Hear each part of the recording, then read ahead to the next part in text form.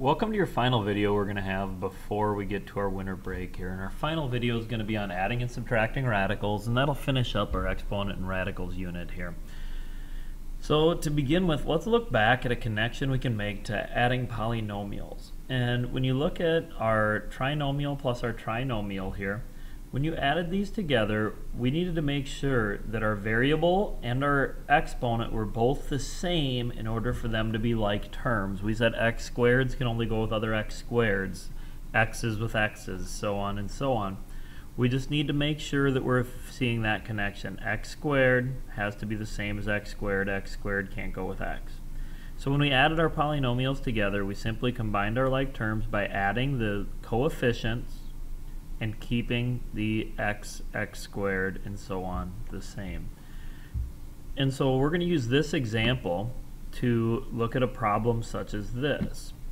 Because the way that we approach adding with radicals, subtracting with radicals is exactly the same. If you have 2 radical 5 minus 3 radical 7 plus 4 radical 5 plus 5 radical 7, the radicals function just like our variables do in the polynomial example above. Our radical 5s can combine with other radical 5s, our radical 7s with other radical 7s.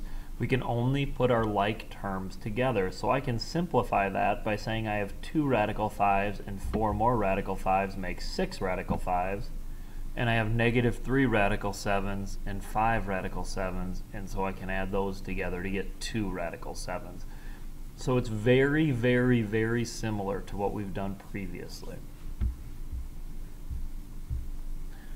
Our final step here is going to be adding and subtracting when you're required to simplify first. And another connection here is it's kind of similar to fractions in the way that you need to have a common denominator to add and subtract fractions.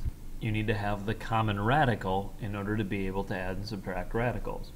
So when we look at our example here, 5 radical 20 minus 4 radical 45, right now we can't add or subtract those together because they don't have a common radical. They don't have like terms. So in order to do that, I have to go ahead and simplify 20 and 45. So if you look over here on the right side, I've done my factor tree on 20 and my factor tree on 45. 20 is 2 times the radical 5. So I already had the 5 in front, and I pulled out my 2 radical 5. I multiply those together, giving me 10 radical 5. And then I do the same thing for 45. I get 9 and 5, 3 and 3. So I have a pair of 3s, so that simplifies to the 4 is still in front, times 3 radical 5. I combine those to get 12 radical 5.